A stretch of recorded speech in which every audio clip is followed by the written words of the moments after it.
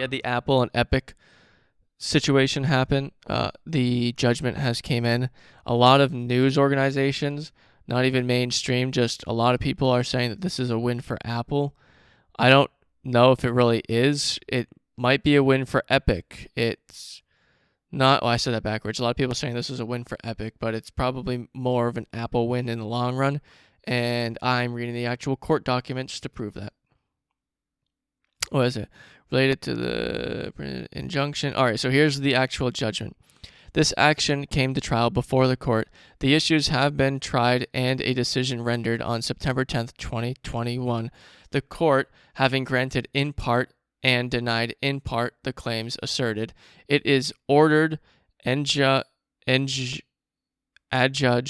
and decreed that, in compliance with the findings of fact and conclusion of law judgment hereby entered. Whatever, I shouldn't have even read any of that. On the complaint in favor of the plaintiff, Epic Games Inc., on the 10th count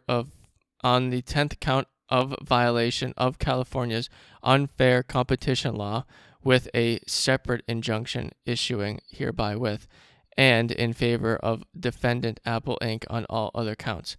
So what they just said here, if you didn't understand any of that, probably not doing a good job reading it. Epic won the 10th count, but Apple won all the other counts. So Epic only won one of the counts, which is what everyone's talking about, but Epic won all the other ones. On the counterclaim in favor of Apple, on the counterclaim of breach of contract, Epic Games shall, so this is what happened because Epic Games actually broke contract. Epic Games shall pay damages in the amount or equal to 30% of the $12,167,719 in revenue Epic Games collected from the users in the Fortnite app on ISO through Epic Direct Payment between August and October 2020, blah, blah, blah, also up until now. The claim for declaratory judgment is granted in part as a set forth in therein. So that's just reading. Apple won all of them except for one. Epic won one and lost all the other ones. Okay, so here we go. The court, having considered the evidence presented at the bench trial in the matter hereby order as following. Apple Inc., this is the important stuff. This is what a lot of people are referencing.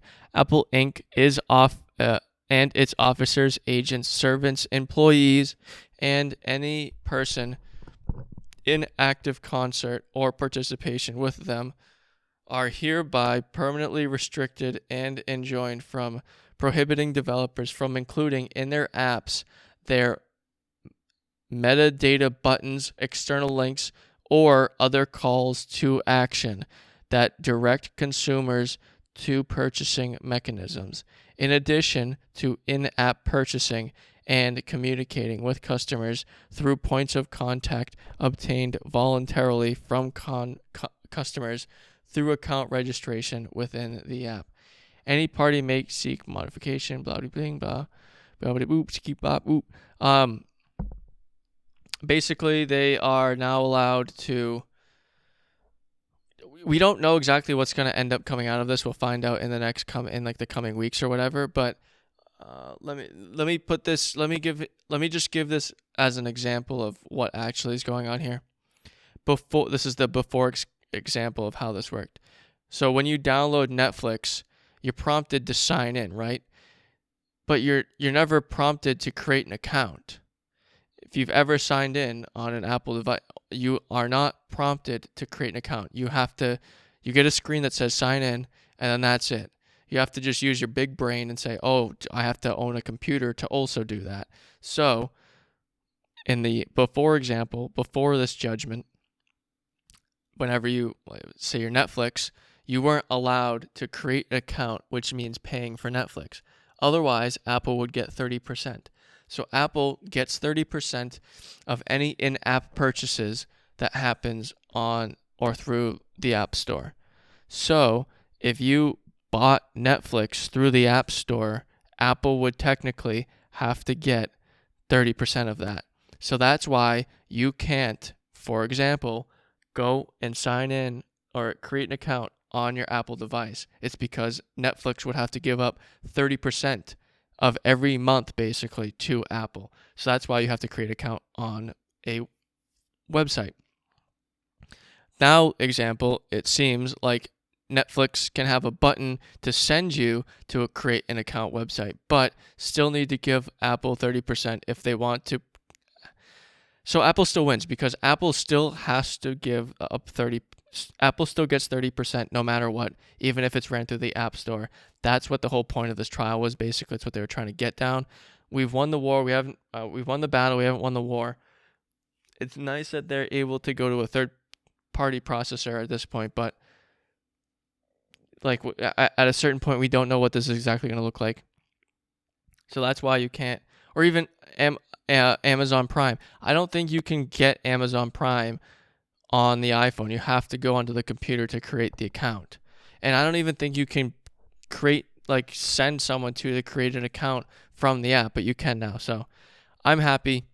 Main thing is we're going to find out if all this stemmed from Apple taking away Epic Games dev account. Dev account literally means how they interact with Apple basically. So Apple got rid of that, and Fortnite, Epic Games has not been able to have that back. So I kind of hope Epic doesn't get it back, because Epic obviously just wants a shitload more money, and they're trying to say that it's like for the indie developers, which obviously it is helping them, but at a certain point, what are you doing? Like you're just trying to get billions of dollars, even though you do continuously screw out independent game makers, but that's beside the point. The mind blower for this week, though, is